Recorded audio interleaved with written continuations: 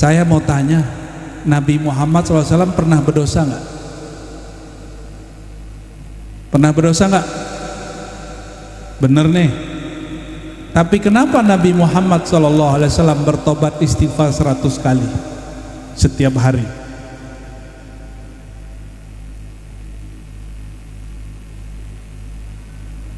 Penjelasannya banyak. Salah satu penjelasannya, kullu bani Adam khatta'un. Ini hadis keberapa nih Pak? Setiap manusia, ini manusia bukan? Yang depan saya manusia? Bener nih manusia. Cek dulu kakinya ada nggak? Jangan-jangan ngawang lagi ya. Setiap manusia khatta'un. Apa arti khatta'un? Melakukan kesalahan dan dosa.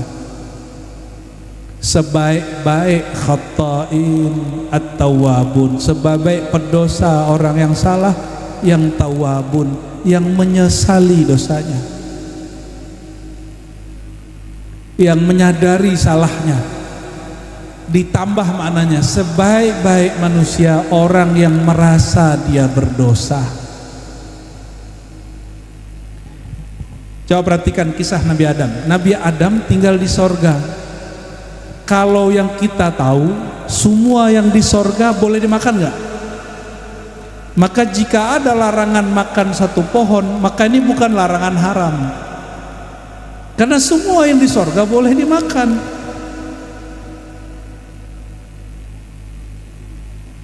Maka larangan makan pada Nabi Adam terhadap pohon itu, buah itu bukan bab haram, karena semua di sorga halal.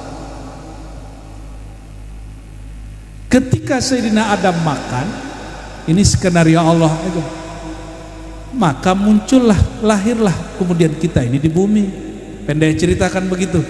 Nabi Adam waktu terusir dari sorga, apa yang dia baca?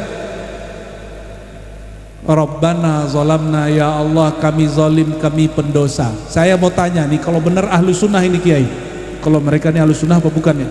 Ini ahlu sunnah apa ahlul bid'ah? Aswaja apa azwaja? Aswaja ya, azwaja nggak ada yang paham kecuali Kiai. Nabi Adam berdosa nggak? Nabi Adam pendosa nggak? Nabi Adam makan buah yang disebut iblis dengan buah khuldi itu dosa nggak? Ini pertanyaan ringan-ringan. Katanya nggak mau yang berat-berat kan? Itu dosa nggak Ustaz? Afwan Tad, bukan ngajarin Tad, cuma nanya. Halo tim hadrah. Nabi Adam, Sayyidah Hawa makan buah larangan, buah khuldi itu haram, dosa atau tidak? Dosa apa enggak? Dosa. Batal ahlu sunnahnya nih. Pak Kiai, ajarin sifat 20 lagi Pak Kiai. Sifat 50 wajib belajar. Sifat 50 yang ke-42 nya, 42 43 itu sifat Nabi wajib 4, mustahil 4 gitu ya, jaiznya 1 gitu ya. Beneran kan nih? Ini cuma nanya doang, jangan-jangan di sini udah nggak diajarin sifat 20. Rumusnya apa? Nanti Nabi Allah tidak berdosa. Maka kalau diterapkan kepada kisah Nabi Adam yang disebutkan di Quran, Nabi Adam berdosa nggak?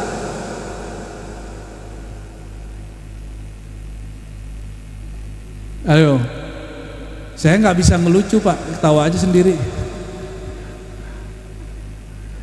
Nabi Adam dilarang makan pohon itu, jangan, bukan dilarang makan pohon, mendekati. La taqrabu hadhihi syajarah, jangan dekati pohon itu. Nabi Adam makan lebih dari dekat.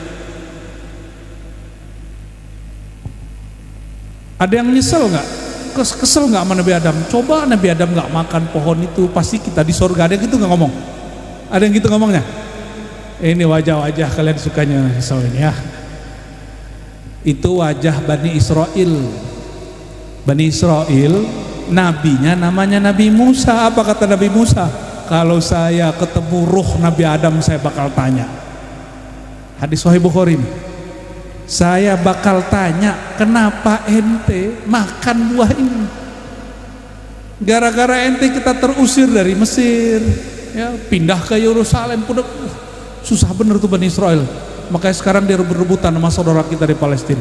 Kita doakan saudara kita di sana, jaga Allah. Surat Al-Amin ya Rabbal Alamin. Apa kata Nabi Musa?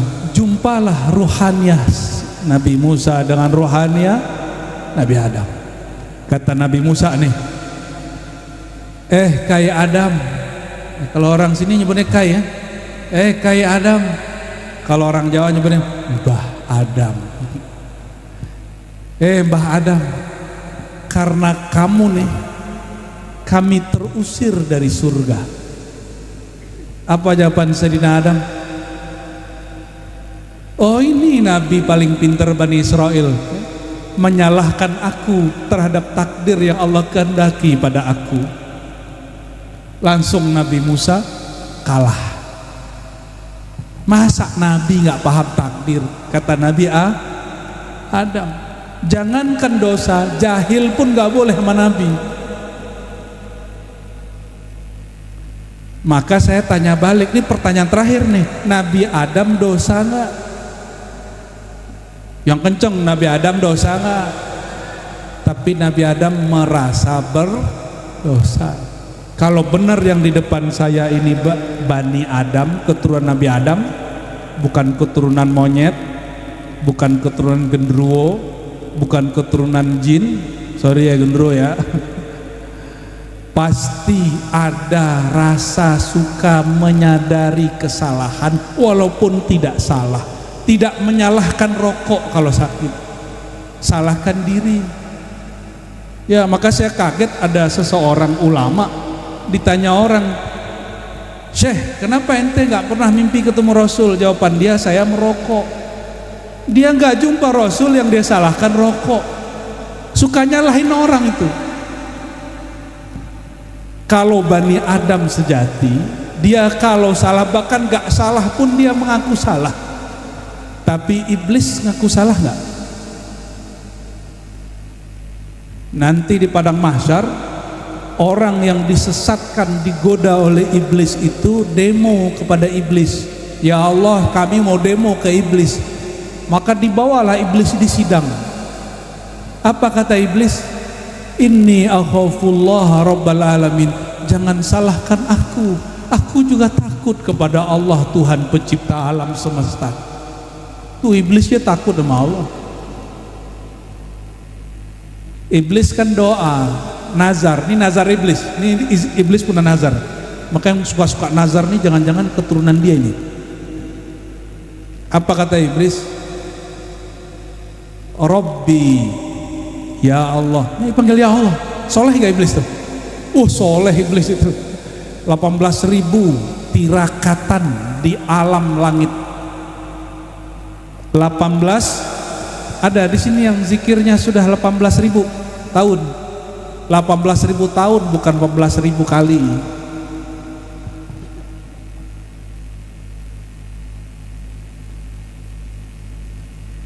Kok jadi ngomongin iblis ya? Udah ganti ke Adam deh. Nabi Adam terusir dari sorga, tidak menuduh iblis. Ini salah iblis ya Allah. Enggak. Nih coba cek kalau yang kerja, mohon maaf Pak Camat ya, Pak RT, Pak RW, Pak Kepala Desa, Kepala Kelurahan. Kalau di tempat kerja kita, di kampung kita, ada orang kalau salah nyari kambing hitam. Itu bukan Bani Adam, itu Bani Iblis, Bani Syaitan. Karena Syaitan itu ada dua, minal jinnati wan nas. Kita kasih dalil paling gampang. Syaitan itu ada dua, minal jinnati dari jin dan manusia. Berarti syaitan itu sifat karakter. Kalau iblis itu sosok dari kalangan jin. Tapi kalau setan ada jin dan ada manusia. Pasti kalau mau buat majelis ada yang ganggu, orang manusia tapi badannya itu tubuh manusia, dalamnya syaitan. Semoga kita terlindung dari syaitanir rajim. Makanya auzubillah bukan dari jin, auzubillahi minasyaitonir, dari setan yang dirajam, bukan dari jin yang dirajam. Maka jin ada yang soleh, mau temenan sama jin, dikasih wiridannya sama Abah Yusuf ntar, wa khodim lana minal jinni ma'al iman, tuh wiridnya begitu. Jam berapa nih? Udah mau jam 11 belum, udah ngantuk-ngantuk. Allahumma sholli ala sayyidina Muhammad. Katanya ngomong serius, saya serius juga jadinya. Apa? Afwan nih, iya para asatis. Bertanyalah Sayyidina Musa kepada Allah. Setiap nabi, setiap wali itu ingin dapat zikir makrifat yang khas, istimewa, yang beda sama orang lain. Setiap nabi dan sama kita ini ahlu dunia, ingin punya barang yang orang lain gak punya, ingin punya kitab. Kalau di pesantren nih, kami ini berlomba-lomba beli kitab yang kawan kami gak punya. Ternyata itu tabiat manusia, tabiat baik manusia. Bertanyalah Sayyidina Adam kepada Allah Ta'ala, hadis sahih, ya Rabb, ya Allah, apa zikir yang paling istimewa untuk aku mengingat engkau? Kalau bahasa cantiknya nih ibu-ibu, panggilan cantik, panggilan sayangku kepada engkau apa neng gitu. Ini manggil istrinya apa? Nyet, nyet payang. Beneran nih, ini muslimat dipanggil sama suaminya apa? Sayang. Bener, sayang gitu ya. Ayam beb, ayam beb gitu. Oh itu harus pakai sertifikat itu karena beb, habib. Allahumma sholli ala Muhammad. Allah itu punya sifat jamal, sifat indah, kecantikan, keindahan. Bukan berarti Allah perempuan. Sifat itu diberikan ke ibu-ibu ini. Makanya ibu-ibu kaum Hawa ini senang dipanggil dengan panggilan cantik, panggilan sayang. Benar nggak? Walaupun muka ada keriput tapi dipanggil cantik, cantik pun senang ya. Benar nggak? Senang. Senangnya bukan main. Itu dari siapa sifat itu? Allah yang memberikannya. Maka sebenarnya itu disebut sifatul jamal. Apa sebutannya? Keindahan, kecantikan, kesempurnaan, ketampanan.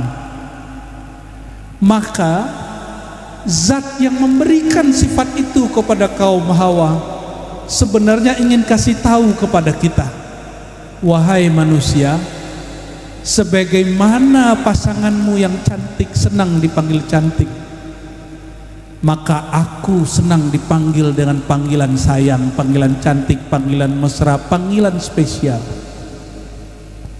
Kalau dalam ilmu hakikat disebut nama Allah ke-100 itu. Beliau pakarnya nih ya. Kalau ngaji yang begitu ke beliau, ya Abah silakan musyarakah hadir di majelis beliau. Maka Sayyidina Adam bertanya, ya Allah, zikir cantik aku dan engkau apa? Zikir mesra antara aku dan engkau apa ya Allah? Dijawablah oleh Allah Subhanahu wa ta'ala, Qul la ilaha illallah. Sayyidina Musa berharap dapat kalimat baru. Ternyata kalimatnya masih sama dengan Nabi Adam. Oi Adam, oi Hawa, oi Musa, sama. Hei Musa, bacalah la ilaha illallah. Ternyata enggak semua nabi itu ditunjukkan hakikat zikir. Kata Sayyidina Adam, Sayyidina Musa, ya Rob, kalau itu si Fulan juga tahu, Nabi Sianu juga tahu, Nabi Ono juga tahu, Nabi apa? Wetan gitu ya. utara, selatan, timur, barat juga tahu. Aku pengen yang spesial ya Allah. Apa jawaban Allah? Musa, nah ini perhatikan, tidak semua nabi zaman dahulu sebelum Nabi Muhammad SAW diberikan mukasyafah hakikat semua zikir, karena ini hanya berikan kepada Nabi Muhammad SAW. Maka berkalamlah Allah, hei Musa, perhatikan, kau pandanglah la ilaha illallah. Maka dipandanglah oleh Sayyidina Musa, ternyata Allah sedang menimbang. Nggak tahu itu alat penimbangnya beli di mana itu. Alat penimbang la ilaha illallah, ditimbang satu kalimah la ilaha illallah dengan langit dan bumi. Saya tadi ngelewatin itu jembatan apa namanya Bah? Yang banyak batu baranya itu. Nah, oh berarti sini nggak dapat berkahnya dong. Ya, sekali lewat katanya sekian puluh juta kan? Tuh seneng banget tuh orang yang kerja di situ pastinya. Ditimbang semua yang di langit yang di bumi dengan la ilaha illallah sebelah kanan, langit bumi sebelah kiri. Mana yang berat?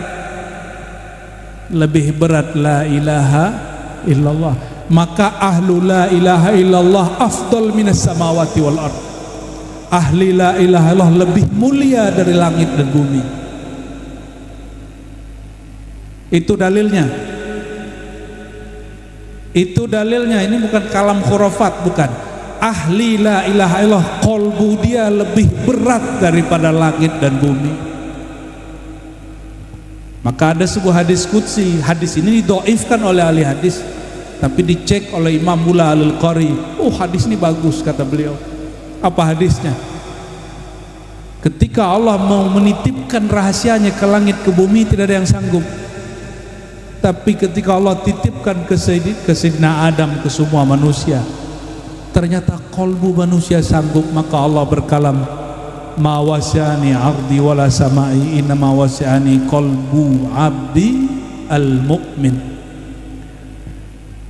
Rahasia aku tidak sanggup dipikul langit dan bumi, tapi yang sanggup memikulnya adalah hati hambaku yang percaya, yang iman. Yang di depan saya, kiri kanan belakang saya, hatinya beriman atau tidak? Mau kolbunya lebih mulia dari langit dan bumi? Maka belajarlah zikir kolbu la ilaha, sama-sama nonton tata cara masak pecel. Nontonnya di YouTube, langsung bisa nggak? Tapi ada orang dulu mbahnya jualan pecel, diajarin ke anaknya, anaknya punya anak lagi, cucu, semuanya ngajarin cara buat pecel, padahal nggak pernah nonton YouTube cara masak pecel. Kira-kira enakan mana? Yang abis nonton YouTube lalu buat pecel, atau yang ngambil dari mbahnya? Nah, kalau makanan lisan perut ini mesti kita manjakan kepada orang yang berguru. Itu namanya sanat pecel, thorikot peceliyah. Zikirnya tiap pagi jam 6 sampai jam 7 pagi, betul ya? Maka zikir kolbu, makanan kolbu wajib kepada orang yang kolbunya juga ngambil ilmu kolbu dari ahli kolbu, dari guru-guru sampai kepada Rasulullah Sallallahu Alaihi Wasallam. Barangkali itu yang dapat saya sampaikan, silakan disimpulkan sendiri ya. Jadi kalau di sini sudah ada ahli zikir, tolong istiqomah, jangan jauh-jauh cari wali Allah. Kekasih Allah ada di sekitar kita, yaitu ahli la ilaha illallah Muhammadur Rasulullah SAW. Barangkali itu, wallahu alam bissawab, wallahul muwaffiq ila aqrabit thariq, wa sallallahu ala sayyidina Muhammad. Assalamualaikum warahmatullahi wabarakatuh.